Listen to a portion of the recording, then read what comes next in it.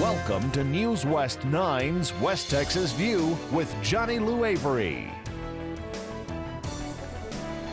It is such a pleasure to be here today and to have a program about S.H.A.R.E, S-H-A-R-E, which stands for Sharing Hands, a Respite Experience. And we're going to tell you all about what that means. And we're going to have 3 guests on this program, but the first one is Melissa Roach, and she's the program director.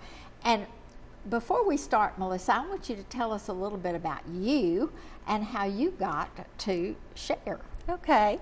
Well, I grew up here in Odessa, and I actually have a grandson with autism. And the way I found out about S.H.A.R.E, I actually founded the local autism walk 5 years ago in honor of my grandson, and had some resources to come out for our families, and S.H.A.R.E happened to be one of them. And through that, I initially got to know several of the parents that attended, and then got to know more about S.H.A.R.E, fell in love with the program, and so I was fortunate enough to be able to come on board.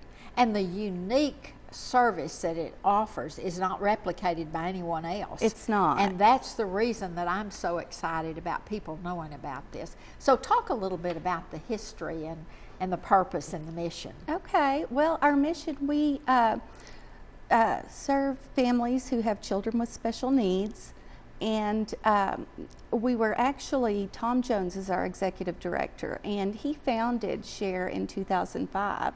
He was a special education teacher in MISD for 25 years, and he came to see many of the parents of the students just coming in very tired and hearing stories about not really having any support, not getting a break. And so it just not occurred having any to kind him, of network at exactly, very isolated and just exhausted. And so it came to him the idea of forming a respite program, and that's what this started out to be. Was actually initially a ministry through First Christian Church, and they started out with 10 families, and it's just grown and grown over the years. 2008, it became a nonprofit, and so we're now in Midland and Odessa. And tell us a little bit about how that helps the parents.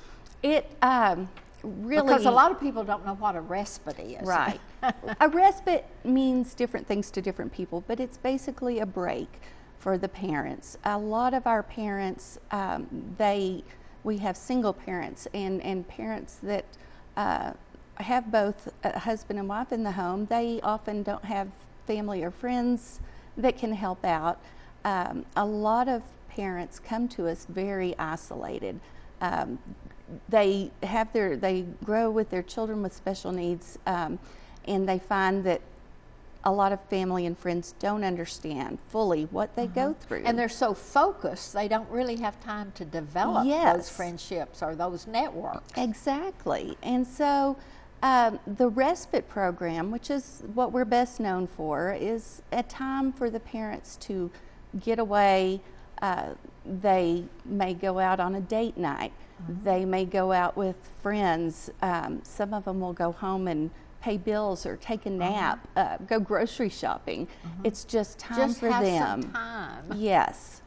All parents need a break, and we feel that if parents can have a break, they can then be that much better in raising their family. But whether it's a child with autism or some other kind of physical or emotional or mental problems that cause them to have much more attention than a normal functioning child, then that is the reason that we really need to be thoughtful in how we help these people. Exactly. So you've developed this really unique program that meets their needs. Yes.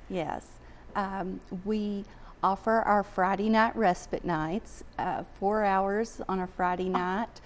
parents get to come. They drop the kids off, the special needs children and their siblings. And know that their kids are going to be well Yes. taken care of because they have people that understand their needs. Exactly. Okay. We want to be there. We love the kids.